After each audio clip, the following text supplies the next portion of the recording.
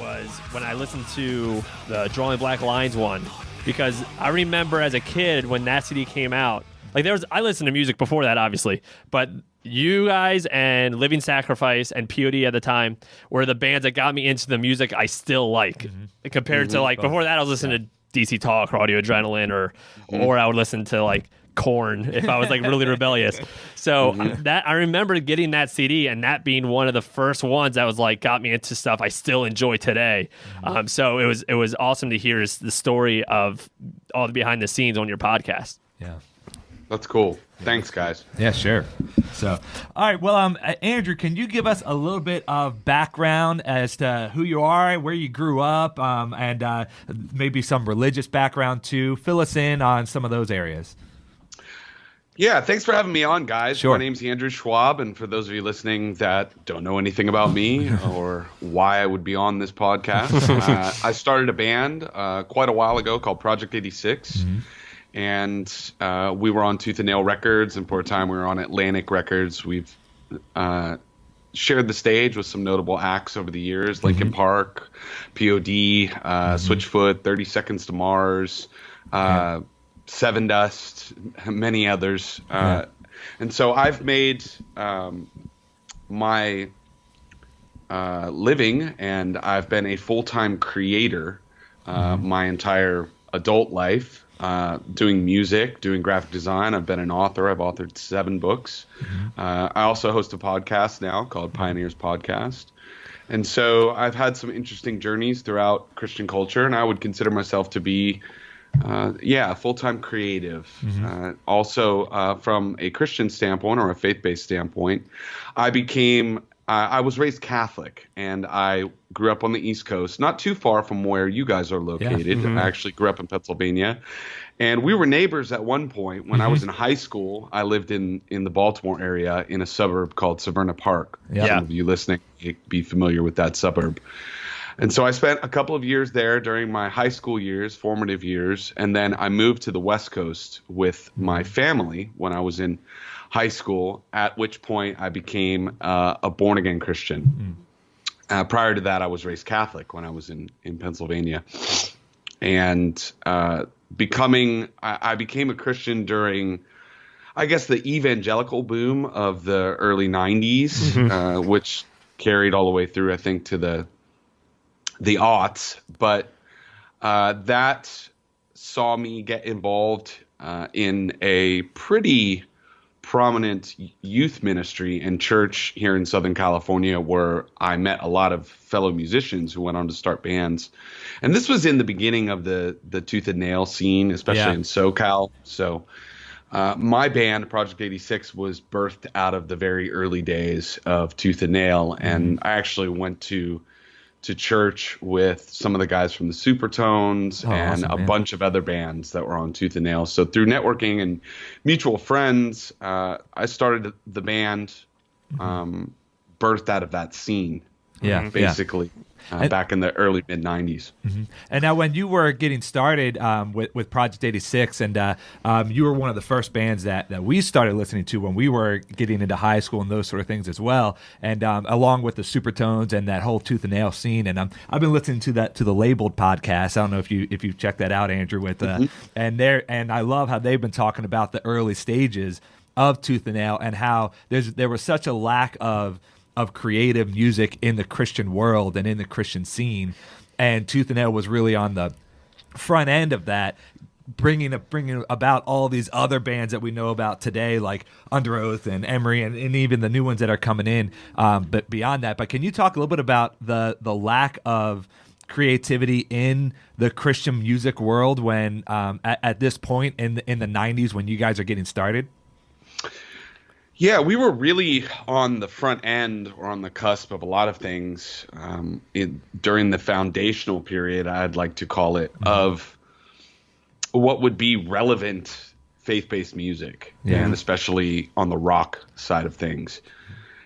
And it was a fruit of culture back then that you didn't find many options if you were looking for an alternative to the mainstream music out there. And little did we know that we would play a role in that conversation and sort of transforming the way people view faith-based art, and that was always a goal of mine. I was a music fan from a very early age. I didn't know anything about Christian music or faith-based art. In fact, when I became a Christian, I believe this was in 1992, I had a couple of friends who tried to introduce me to the idea of Christian metal, and I was shown bands like Stryper or Mortification, and even The Crucified. But I thought the whole notion of there being a faith-based music scene was ridiculous.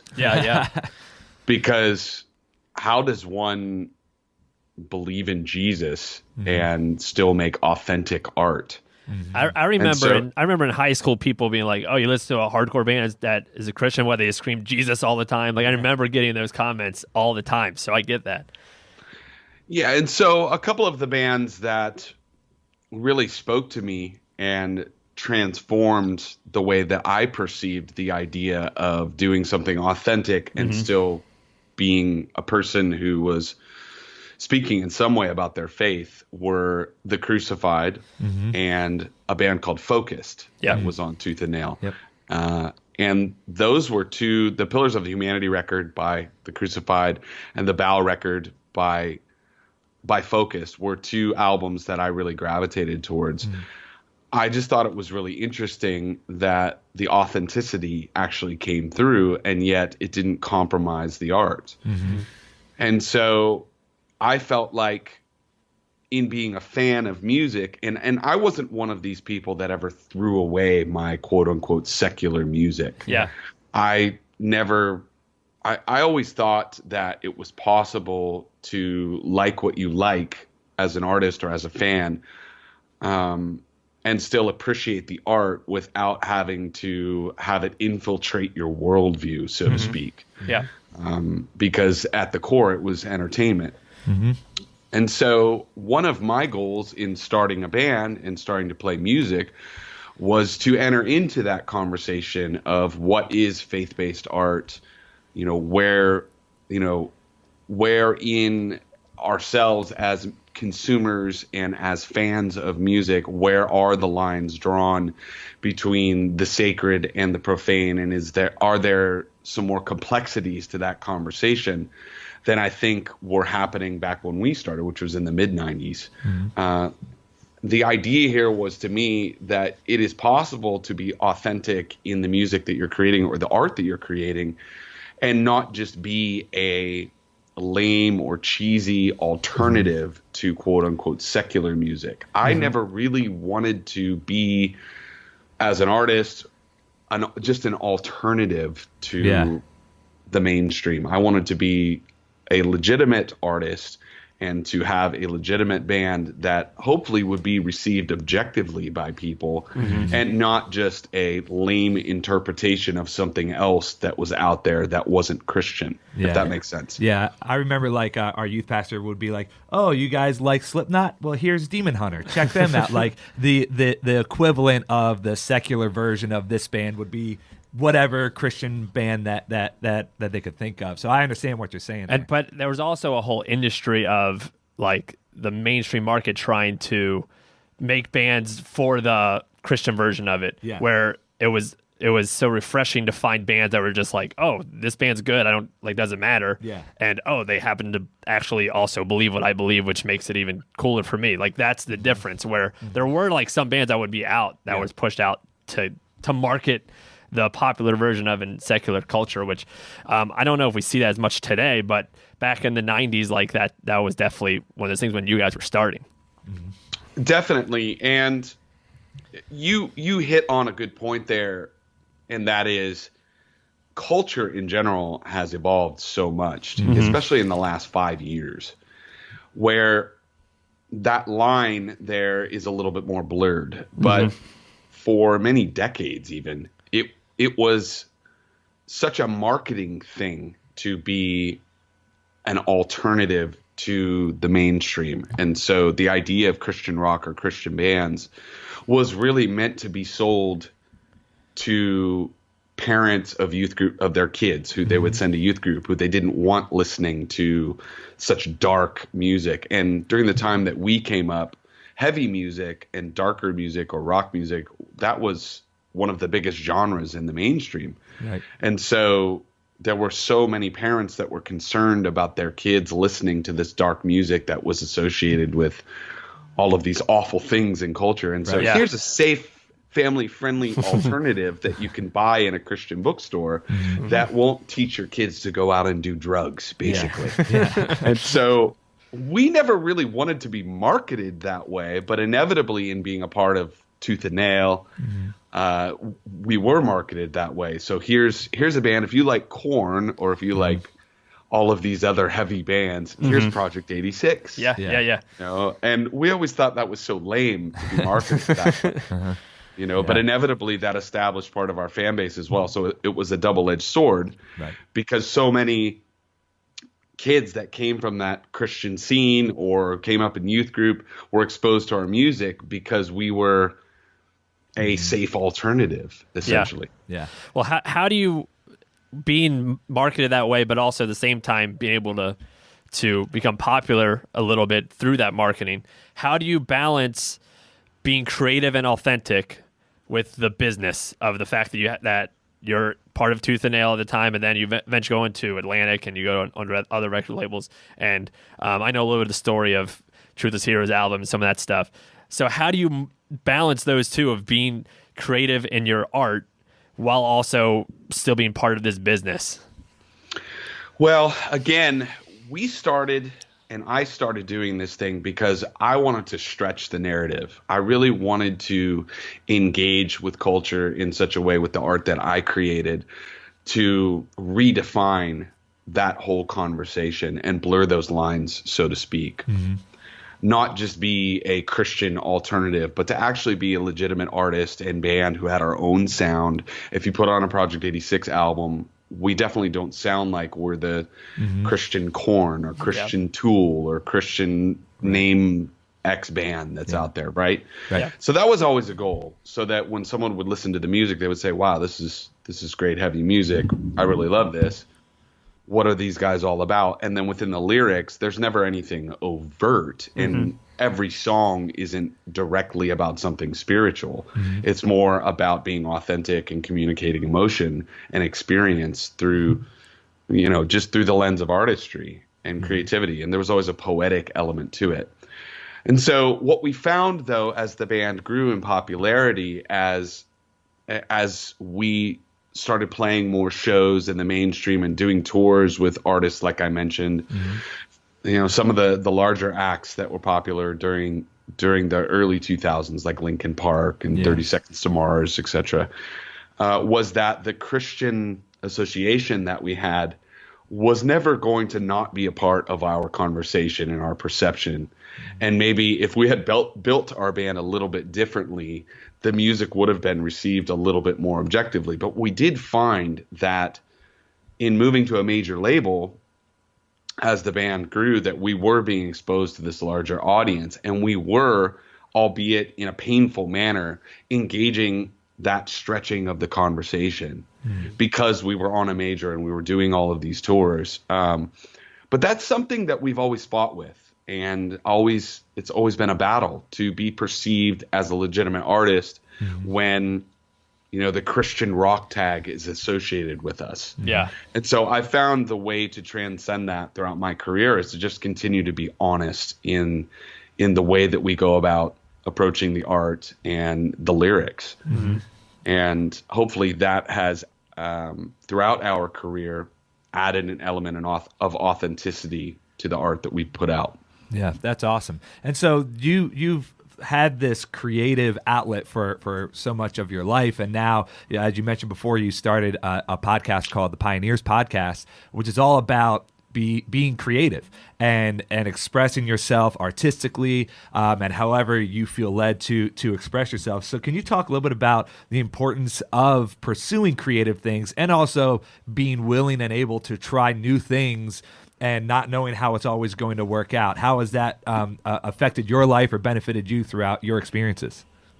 And the heart behind this podcast, which we're about 12 episodes in right now, so it's fairly new. I'm a little late to the party, I feel like. I was the only one on the outside who didn't have a podcast, so I felt like I needed to start something. How was the transition to starting a podcast? Did you think it was easy, or what do you think?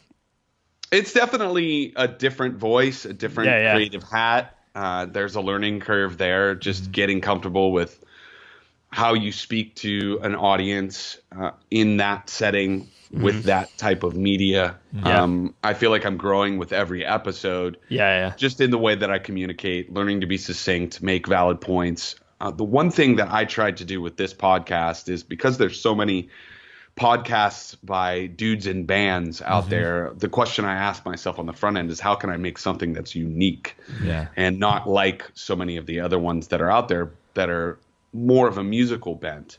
For me, that was engaging the conversation of creativity in culture and also how people use their voices. So I'm someone who's had a relatively successful career as a creative all of my adult life, and not just doing music, but also I do calligraphy, I do graphic design. I mentioned I've written 7 books. I've been a speaker.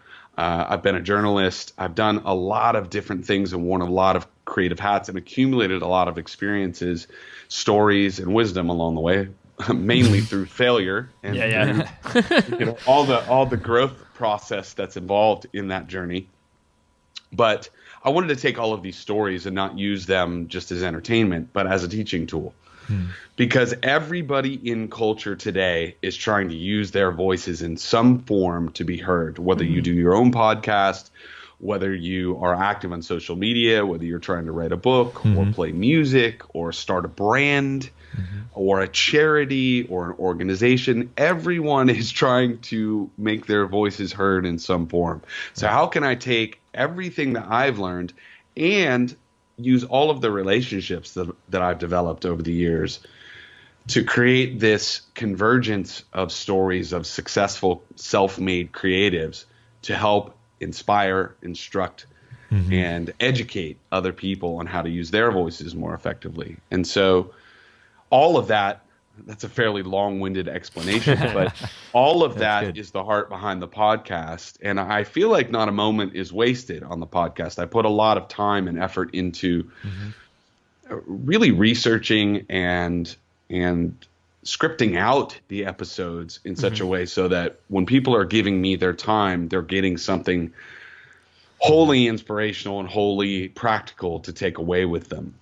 So, and I've listened to maybe 5 or 6 of them, and most of them are just you. And I know you did one with Living Sacrifice with Corey from Norma Jean, but I remember listening and doing a podcast for 2 years now.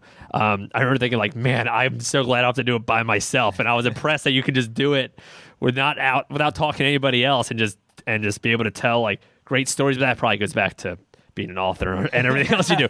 But I was pretty impressed with like the way you can just do it just by yourself and just go and tell some awesome road stories and just some ways that can also inspire someone else that's being creative. So I really enjoy it. And one of the things that you've talked about on your podcast that I found really interesting was how you handle critics and how you handle failures. And you kind of just alluded to that a little bit. So for people that are listening, what would be your advice for when somebody says they don't like your art or critiques you in a way that you don't like, or just you make something that it doesn't work the way you want it to work? And from your experience, what would be your advice? So I posted 2 episodes as a part of the podcast so far that touch on that subject. And one of them is just dealing with disappointment. And the newest episode of the podcast is episode 12, and that's finding motivation when you have none. And there is some overlap in the subject matter on both of those episodes. But here's the synopsis of how I use critics or criticism or someone who doesn't react well to something I've created. I try to channel my inner Tom Brady or Michael Jordan. There are a lot of people who are not sports fans that are probably listening. That doesn't matter. But for me, what I've found is that because I'm competitive, I want to do the best or be the best or find a way to rise above the noise or my peers even in whatever that I do. And so whenever someone criticizes something that I do, or there's a troll online who posts something negative, I try to use that as bulletin board material. And when I say channeling my inner Michael Jordan or Tom Brady, those guys are masters at finding a naysayer or someone who is decrying or doubting them and turning it into an obsession in their mind. Michael Jordan was famous for that. Yeah. Just finding that little piece of edge to where they are going to take out the competition almost. Well, that happened this week with Tom Brady and the Super Bowl, because the guy from the Rams said that something about Tom Brady being old, and everyone's like, "What are you doing? He's going to use that and turn it against you." So you're exactly right. I understand what you're saying. I've learned throughout my career, whether it's performing on a stage or writing a book or doing a piece of graphic design, to find that one person who is doubting and allow that person to drive me insane to the point where I am doing work that I'm almost levitated and propelled by the doubters. And there's more to it than that. On the most recent episode of the podcast, I actually give 5 tips to find motivation when you don't have any, or when you're staring at a blank page, or when you just can't get through the workday. And this is for anyone who's self-taught or who's entrepreneurial. So there's a lot more to it than this. But this is one of my biggest tools psychologically that I use is, for example, if Project 86, my band, is playing a show and we're on a festival and I've been sitting around all day and I'm tired, I'm jet lagged, or maybe I was up all night and I just can't find that psychological edge, I go and I watch other bands play. And I try to find the thing that they're doing better than what I do. And I try to allow that to motivate me to improve my show. Or if we're on stage, I will find the one guy that's standing in the back with his arms crossed. And he may not be disliking what he hears, but I will twist it and say to myself on stage, oh, that guy doesn't think that we're cool, or that we're good, or that I'm a good frontman, or that I have a good voice. And I'll stare at that guy the entire show just to find the motivation to say to myself, essentially, oh, that guy's doubting. So I have to prove him wrong. I go into a story on the most recent episode for in the bonus content of this most recent episode, where I talk about how we were playing a show back in 2004 and we were closing a stage on a festival, and As I Lay Dying was playing before us, and it was right when they were coming up, and they killed it and they had a gigantic crowd, and we went on to play after them. And I'm thinking to myself the entire time on stage, how in the world are we going to follow up this band who just destroyed this stage? And I ended up inciting the crowd to throw mud at the stage, and That's an a entire purple door. an entire mud riot ensued. And the psychological trick I was playing with myself, and I didn't know that this was going to happen until the moment that it happened, was how can we be the band that everybody talks about, not just today, but for all time with this festival? And you guys remember that. Just before this interview, I watched that video because I was doing research and I was like making sure I had my thoughts in line. Oh man! And I looked up the video because I already knew about it. Purple Door's not far from us. Yeah, we've been there multiple times. Yeah, and we heard all about it. But I wasn't there at that. It was the word show. on at our youth group street that that mud was getting thrown, and Project 86 got kicked off Purple Door. That's all we heard. I've never seen so much mud. So I tell the behind the scenes story of that whole thing on the newest episode for subscribers. And I break down all the psychological tricks that are happening inside my brain and all of the things that are eating at me. And it directly correlates to this idea of motivation, because I'm saying to myself internally, not just what can I do to give a memorable performance, but it's literally all of these voices that are inside my head. You guys are a Christian band. You're not legitimate. Look at this. We're on a Christian festival, and look how safe these people are being, even with the way that they're throwing mud at each other. Yeah. And there's so much more to it than that.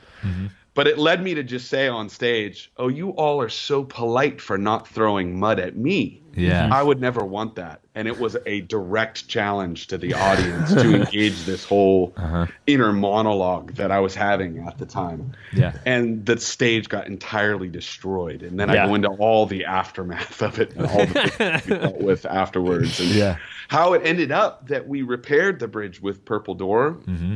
And we never even played the side stage again. We were a main stage act because that story made us kind of legendary on that festival and in that market.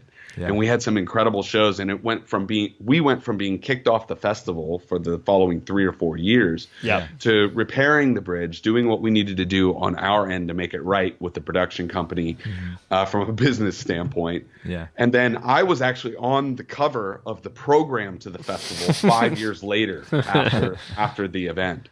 Yeah. So it's an interesting story in motivation. And I try to take stories from my own experience that everybody will find entertaining, not just Project 86 fans. And I do in every other episode format. One episode where I host myself, and then the next episode following, alternating, is a guest. And I've had on Bruce from Living Sacrifice, Corey from Norma Jean, Toby from Bad Christian and Emery, Matt from August Burns Red,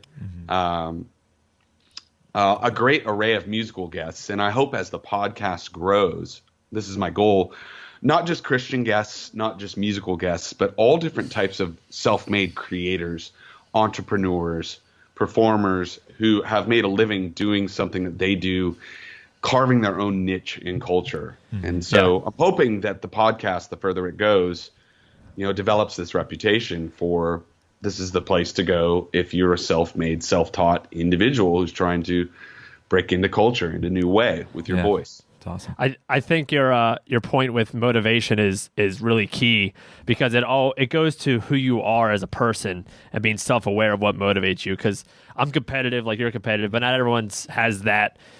It's a God-given feeling. So what does motivate you? For you, it's competition, so you get people to throw mud at you in order to accomplish it. Where other people, I think being self-aware is so critical to know what you need in order to motivate yourself. Like we've gotten, when I remember our first bad review for this podcast, it was that we were unoriginal and basically we're like a bad Christian ripoff. We're like, hey, like we had to figure out how to like respond to that and where it didn't like hurt our feelings too much, but at the same time, I don't know. So you have to apply that criticism and take it objectively and develop a thick skin. And then every critic is God-given, in my opinion, because they're helping you get better at what you do. If you can get over the bruise to your own ego that occurs when somebody criticizes something that you do and you apply what they say, you're growing in your craft. Yeah. Basically. It's easy we're both church planners and pastors too. So it's easy for us just to get into a mindset where it's like, we know what's best, we know what's right, you're just not hearing it right. And you lose an opportunity to get better, like you just said, at what you're doing by just dismissing everyone that's against you and saying, they just don't know. And really, like, you can always find some kind of truth in it or see where they're coming from, and use that to either fuel you, to motivate you, or to like be like, oh, they actually might be right on that. We should maybe think about growing in that fashion. So exactly. Yeah. That happened to me early in my career as an artist, as a recording artist. When we wrote and recorded our first demo, it was awful. And it sounded like our influences. And so we started hearing all this really negative feedback from people. Some people really loved the music. Yeah. But the negative feedback we got is, oh, you guys sound like this band or that band. And that was devastating to hear. But if we didn't receive that negative criticism, we never would have developed our own sound as a band and developed a career and a reputation for being original. Yeah. And so there's always two ways to look at being criticized for anything that you do, any endeavor. This goes well beyond music or even creative. It's in any endeavor that you're attempting to break into a niche market or develop your own voice in culture. You have to struggle through those early growth phases where you are a product of whatever has influenced you, to trial and error it to get to a place where you are occupying your own unique space in culture. And I believe that the critics play a very important role in that. Yeah. And I think that the key to that too is also being willing to try something and not being afraid to fail in it. Because as you said earlier, failure is where you learn so much about what you're doing and where you're finding your creative voice and how you can improve moving forward. But if we never fail at anything, then that means that we're not trying new things and we aren't being creative enough, because staying safe. We're staying safe in the comfort zone. So that's awesome. But we really appreciate you, Andrew, taking time to hang out with us and to talk with us. And this is awesome for us because, like we said, we've been fans of Project 86 for years now. And what's the one music video, Eric, that Andrew, you were wearing a Baltimore Orioles jersey? That was the first video. Back in 2008. I think we had a tooth and nail DVD or I don't know, because it wasn't YouTube then. But and I remember being like, hey, he's wearing an Orioles shirt. And that's when we were Orioles fans. And that's when they were horrific. So like no one wore Orioles shirts. So we're like, oh, look at this band. And I remember when we were in a band, we decided to cover Spy Hunter, and we did not gain you any fans by our cover live. But yeah, man. Tried. So it was awesome to get to talk to you and just hear more about everything. And we love the podcast. So can you give some information on, for everyone that's listening, how they can find the podcast, find more about Project 6 and you? Definitely. The podcast, first and foremost, the title of it is Pioneers Podcast, Finding Your Creative Voice. It's available on Apple Podcasts, Stitcher, Google Podcasts, Spotify. And I also have a Patreon page. And the unique thing about this podcast is each episode is broken into 3 parts.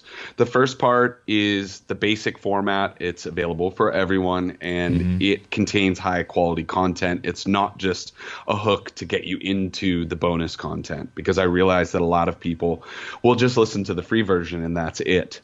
But for those people who are a little bit more invested in the content or are supportive of what I'm trying to do in engaging this larger conversation about faith and art and the importance of creativity and culture, I have 2 extra or 2 additional segments to each episode that are available, up to an hour's worth of bonus content.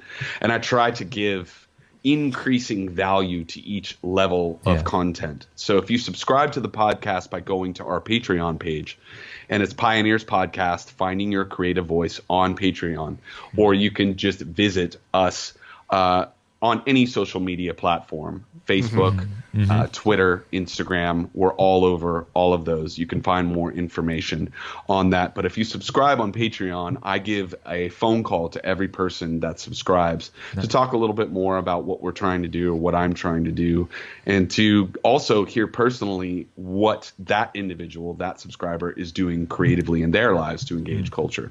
And so it's a unique format, and you get bonus content depending upon your level of subscription. I have 5 tiers of subscription available on the Patreon page. That's awesome. And so if nothing else, like or follow Pioneers Podcast, Finding Your Creative Voice on Instagram, on Twitter, on Facebook. And as far as the band goes, our newest album, Sheep Among Wolves, is available wherever music can be found. We prefer that you buy a piece of vinyl or buy a CD or download it directly from us, because bands don't really make any money off of streaming. Yeah. That's one of the many conversations we have on my podcast is the public doesn't really understand how much streaming has destroyed music for artists, from an ability to provide for ourselves and our families. I wish we had another hour to talk about that, honestly. You can have me on again and we can talk about that at any point if you so desire. But like us, follow us on social media as well. Visit us at project86.com, and you can listen to the music or buy a piece of vinyl or a CD or a piece of digital music from our digital store. But thanks for having me on, guys. It's been a pleasure. What's up, everybody? Thanks for checking out this clip of Not Your Mama's Christian Podcast. You know the drill. Make sure to subscribe to our channel and hit the notification bell. You can find the whole episode anywhere you get your podcast. You can also follow us on social medias, or you can do none of it. What do we care?